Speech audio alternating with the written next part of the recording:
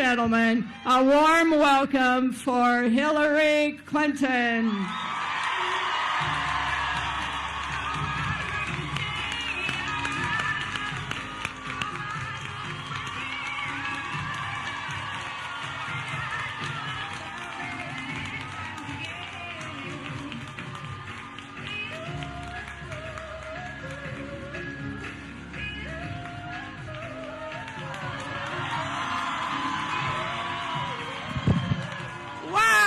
What a beautiful day in Cedar Rapids.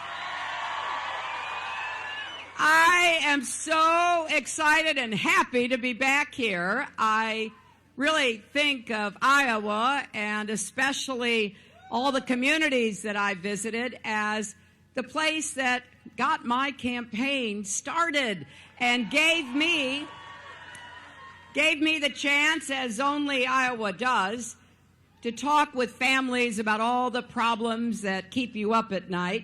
And boy, did I hear a lot about rising prescription drug costs and the costs of college and student debt, and the epidemic, the quiet epidemic of addiction and mental health issues, the challenge of balancing family and work.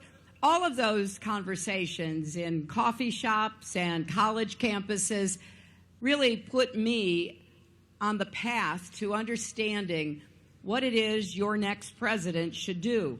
And you invited me into your homes, your businesses, factory floors, so many places where people were working hard and thinking about the kind of future you wanted for yourselves and your families. And so now, with just 11 days left, we've got work to do. I want to thank Cindy Garlock for introducing me. As she told you, she's a retired teacher. She's one of our neighborhood team leaders. She and everyone working across the state are going to make sure that we win Iowa. I also am pleased to be joined here with a number of women leaders who are especially committed to making sure we have the kind of future that we need. And before I get to them, let me say a word about the recent flooding here in Cedar Rapids. You escaped another historic flood like the one you had 8 years ago, thank heaven. But we know that homes and families were still affected. And we need to make sure you have the resources you need, not just to respond to this flood, but to prevent devastation from future flooding. The progress that you've made in rebuilding Cedar Rapids, especially right here in the Nubo district, proves what's possible when we work together to solve our challenges. You know, I really do believe we are stronger together, and that's why, as president, I'll do everything I can to make sure we do more to protect Cedar Rapids and eastern Iowa from flooding and natural disasters. How many times do you have to go through this until we all say, hey, let's get together and make the changes we need to make sure you don't get devastated again? Now, I am thrilled to be here with some amazing women, both behind me and in front and on all sides of me. I see some women wearing T-shirts and sweatshirts that say, nasty woman.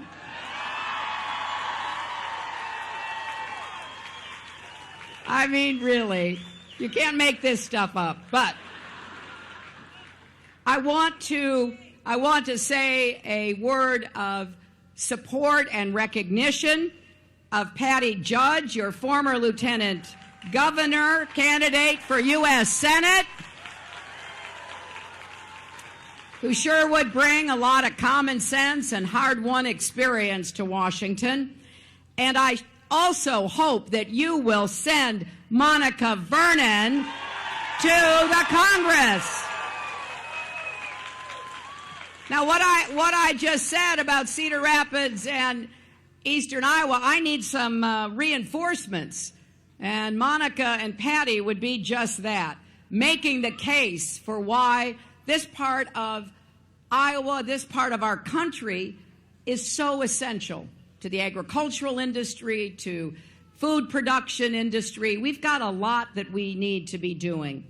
And I am thrilled to be here with my friends, Elise Hogue, Cecile Richards, and Stephanie Shriak. They are fearless and tireless advocates for women, and they organize. They get up every day trying to figure out what we're going to do to make sure we protect and further the rights of women and families in our country. And they have a lot of experience standing up to bullies, which is why they're especially dear to me. And I know that we've got to keep our foot on the gas. Donald Trump says he can still win. And you know, he's right. Anything can happen in an election. And here's his campaign strategy. He hasn't made it a big secret. His strategy is to get women to stay home, get young people to stay home, get people of color to stay home. It's all part of his scorched earth campaign, the last refuge of a bankrupt candidate. And it goes against everything we stand for in America. Now, we're not going to let that happen, are we? And you know how we will do that? By voting, by showing up with the biggest turnout in history. More women voting, more young people voting, more people of color voting, more Americans of every kind voting for a good, positive, unified vision of the future. And I have to tell you, once again, Iowa, you can make the difference. If all of you vote, if you get your friends, your neighbors, your coworkers to vote, we will make history on November the 8th. And I have to say that we're seeing some really promising signs of this. Right now, more than 200 million Americans have registered to vote. That is the biggest number in history. And of that 200 million, more than 50 million are young people, which is fabulous. So people are turning out, and I want to give you something to vote for, not just against, because I want you to be part of helping us implement an agenda that's going to move our country forward. I started my career all those years ago fighting for kids and families. That's been the cause of my life. It will be the mission of my presidency. I will get up every single day in the White House saying, what am I going to do to help every single person, and especially every child in this country, have the chance to live up to his or her God-given potential? Now, I will admit to this. I am sometimes criticized for having too many policies. And, you know, it's probably true. I have a plan for just about everything. I even wrote a book with my wonderful running mate, Tim Kaine, called Stronger Together, which has all of our ideas in it. And the other day it struck me because, you know, I do hear people making fun of me, like, oh, all the policies and the plans and everything. And I thought, well, you know, maybe this is a woman thing. We make lists, right? I love making lists, and then I love crossing things off. So I want you to imagine that together we're going to vote on November 8th for an agenda that will become a list that we will work on to implement to improve your lives and make our country stronger and fairer and better in the future. Now, did any of you see the last debate? Oh, my goodness. Well, I stood next to Donald Trump for 4.5 hours during those 3 debates. I think that proves once and for all I have the stamina to be president and commander-in-chief. And I have to tell you, he was always saying something that I was finding, oh boy, unacceptable. And I kept reminding myself, people say, well, how did you keep your composure? Well, I practiced that a lot. I had my team and the young man playing Trump for me just insult me up and down. It was exhausting. I spent hours being insulted by my team and my friends.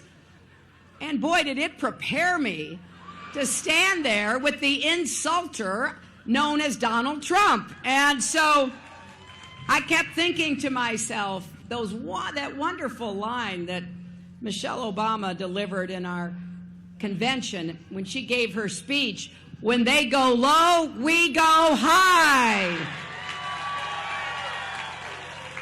Now, Donald Trump has gone low, but in that last debate, he said something that was truly horrifying. He refused to say he would respect the results of this election.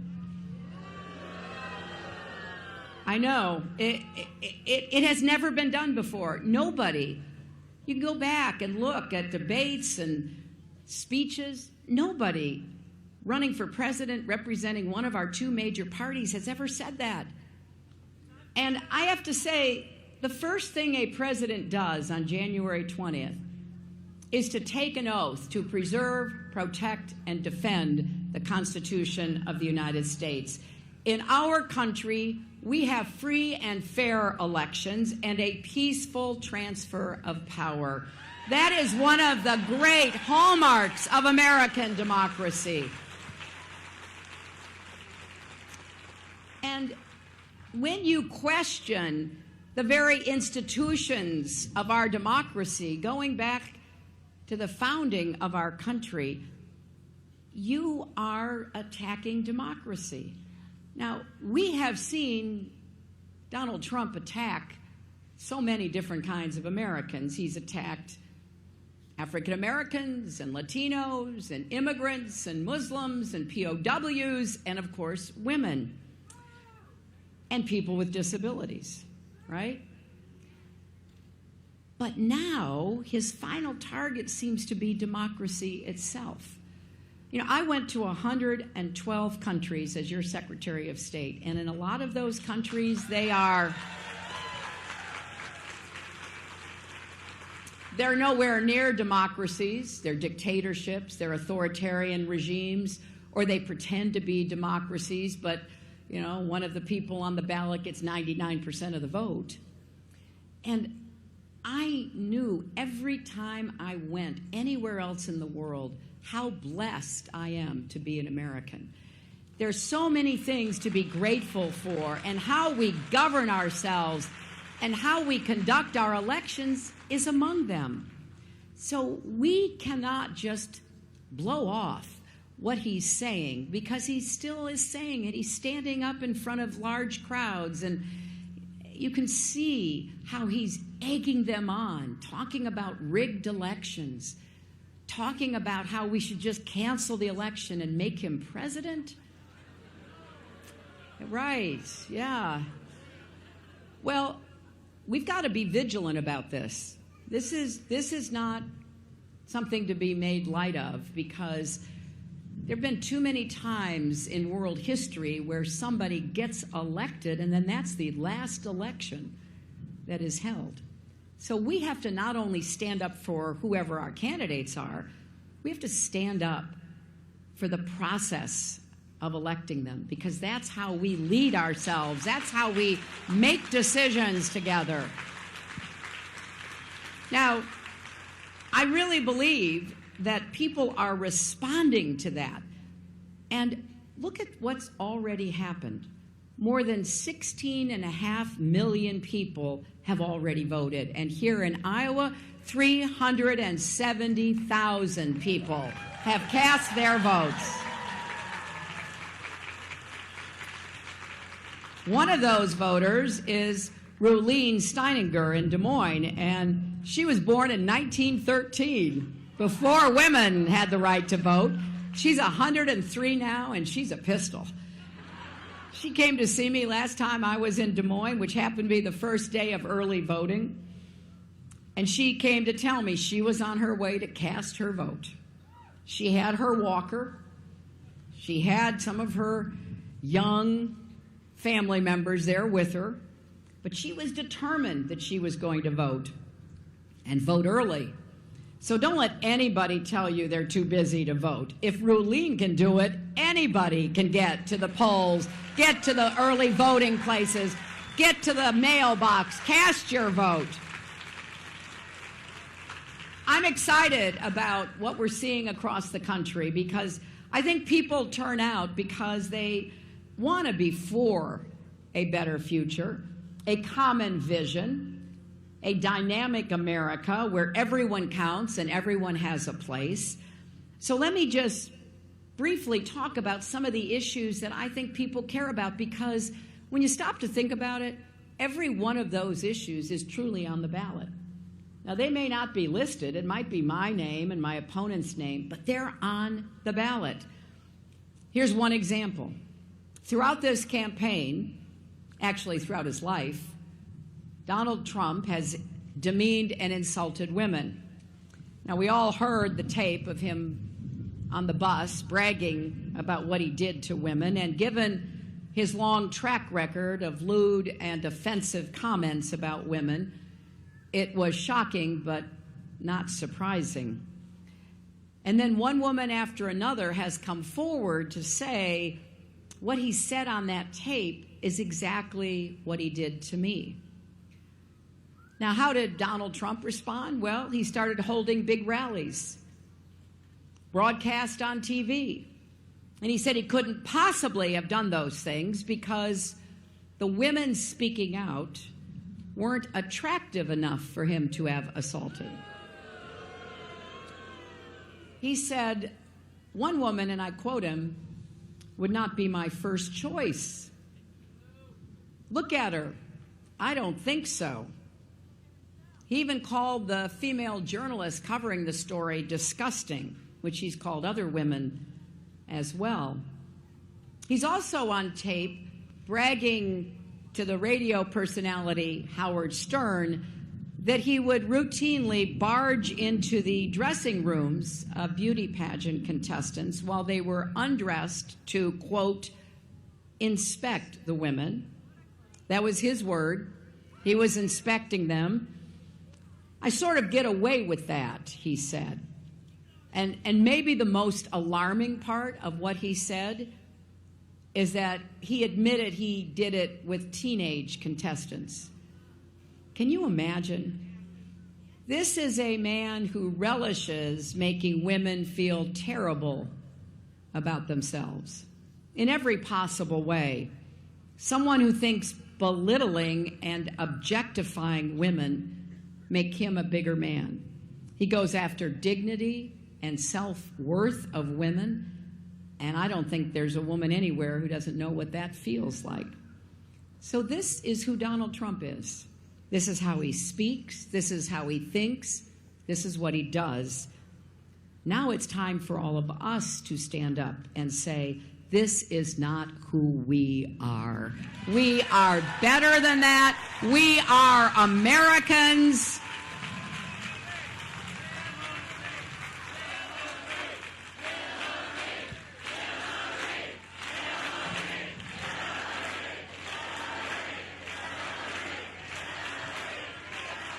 So I've got to say, it's no surprise that every policy he talks about reflect the same disrespect, even contempt for women. So make no mistake, women's health and rights, our futures, the futures of our daughters and our granddaughters, are on the ballot. We were reminded of that in the last debate when he pledged to overturn Roe v. Wade and end safe and legal abortion. He promised to defund Planned Parenthood, to wipe away the health care services that millions of women get for cancer screenings and so many other necessary help. And I just have to say, we have come too far to let Donald Trump take us back, haven't we?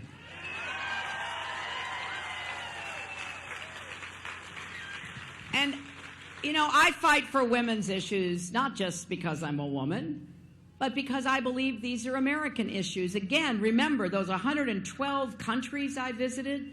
I saw in many of them the way women were treated, how they were marginalized and sidelined, how they were not guaranteed an education, health care, an opportunity to pursue their own dreams and ambitions. I think we have to continue to set the example that if you believe everyone in this country deserves an opportunity to go as far as their talent and hard work will take them, that includes both men and women, and every one of us should be committed to that goal.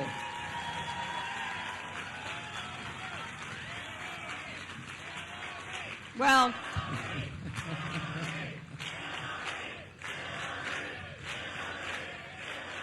you know, I started saying all this way back in the campaign months and months ago, and Donald Trump would say I was playing the woman card. Remember that? And you know what I say? If standing up for women's health and women's rights is playing the woman card, then deal me in.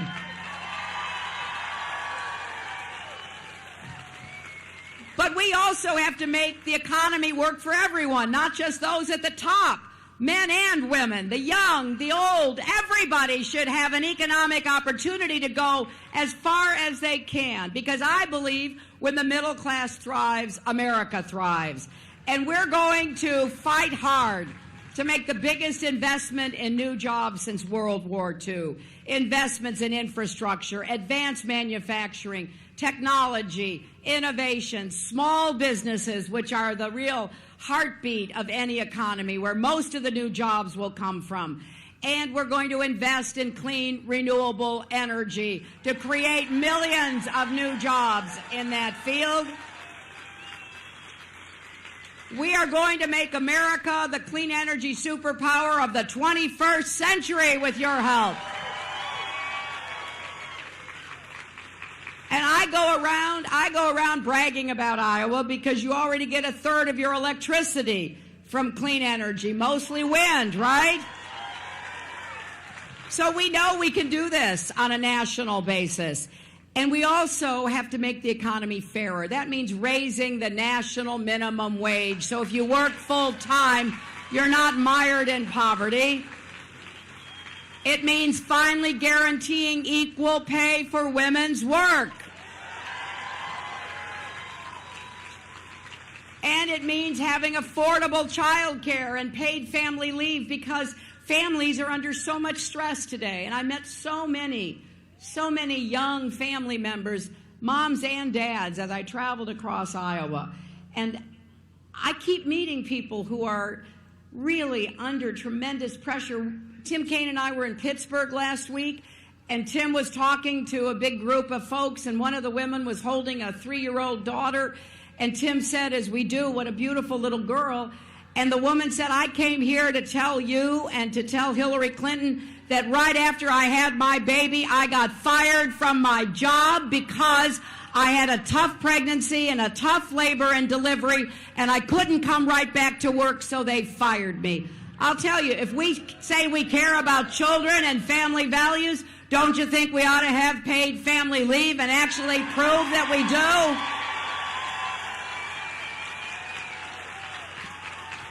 And you've heard me say before, we're going to have universal pre-kindergarten because we need to start our kids off with the best possible educational beginning. We're going to have good teachers and good schools in every zip code in Iowa and across America. And, you know, I'm very proud of the campaign that Senator Sanders and I ran. It was a campaign about issues and ideas, not insults, right? And when it finished, he and I got together, and we have a plan to make public colleges and universities tuition-free for families making less than $125,000 a year. That's the vast majority of families, but if you're over that number, we're going to make it debt-free. So you pay what you can afford, but you don't go into debt. And no matter where you go to college, we are going to make it easier and quicker for you to refinance, pay back, and end your student debt.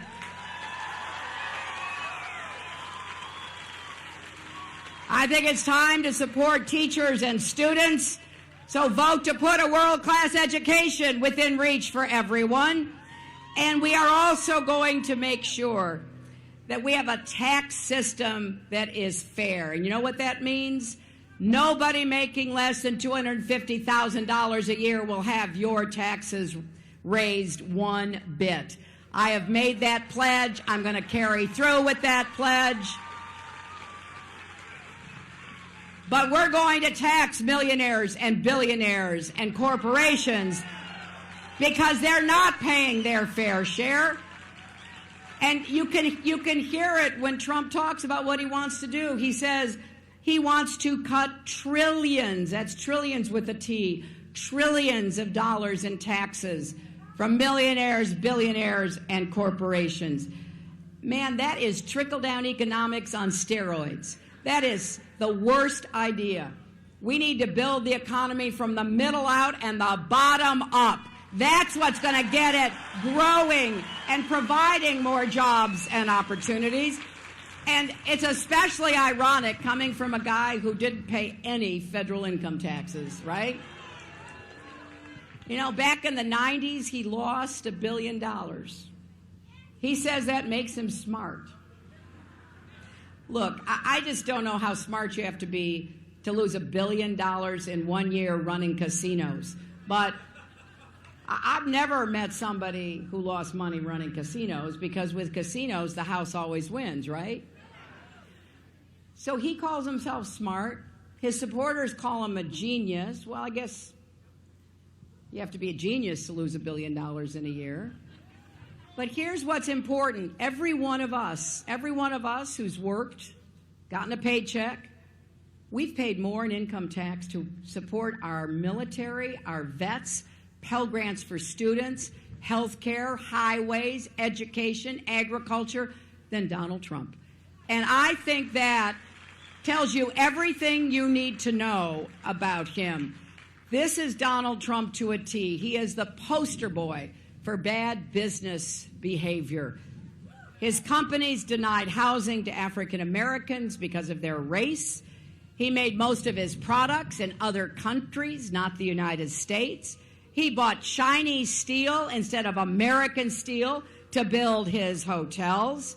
He stiffed small businesses, and I've met these people. I mean, my dad was a small businessman, and I know how hard he worked. And I've met people who had a contract with Donald Trump. They thought they'd died and gone to heaven. They were so excited. So they supplied pianos to his hotels. They installed marble or glass. They installed drapery fabrics.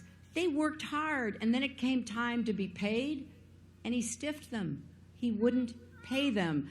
And honestly, it just made me very happy that my father never had a contract from Donald Trump, because when you work that hard, you deserve to be paid for the work and the services and the products you provide. So, my friends, here's the bottom line. We all need to think about whatever issue is most important and visualize that on the ballot, and then compare and contrast what I've done for the last 30 years with what he's done, what I've produced for people to improve their lives, and what he's done, what I will do as your president if given the chance to serve, and what he will do. Think about every single concern you've got. Think about your kids and your grandkids, and what you'll tell them about how you voted, because I want you to join me in voting for a better America. And here in Iowa, it's really easy. You can vote today or tomorrow at the auditor's office, or next week at libraries in Cedar Rapids and Marion. You can get a flyer as you leave from our organizers telling you the details. You can go to iwillvote.com to confirm your polling place, to make sure you have a plan to vote. You can reach out to people who are maybe shut-ins or have trouble getting around and help them to be able to vote.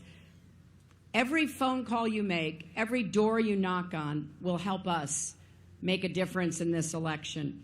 So please go to HillaryClinton.com and sign up to volunteer, or take your phone out and text JOIN, J-O-I-N, to 47246. Because here's one thing you know for sure. On January 20th, America will have a new president.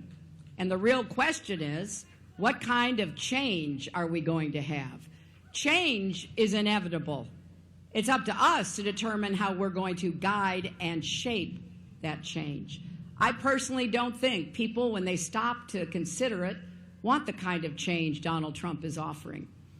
Going back to the days when insurance companies and Wall Street could write their own rules, which is what he says he wants to do, rolling back marriage equality and women's rights, abandoning our alliances and allowing more countries to get nuclear weapons. Now that's change, all right, but not the change we need. I have a very different vision. It's more positive, it's more unifying. I want us to be a country with good, high-paying jobs in every community, where college is affordable, where hardworking immigrants who pay taxes have a path to citizenship.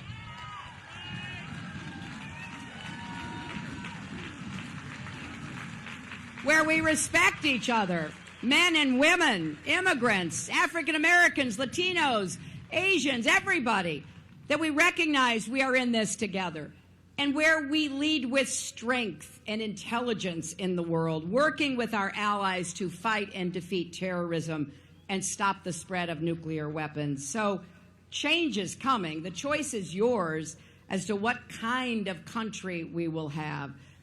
I want you to join me to build a stronger and fairer America. And I have made absolutely clear, I will fight for you, I will work for you, I will make a difference, a positive difference with results for you. We will have a future we can be proud of, and we will prove once and for all that love trumps hate. Thank you.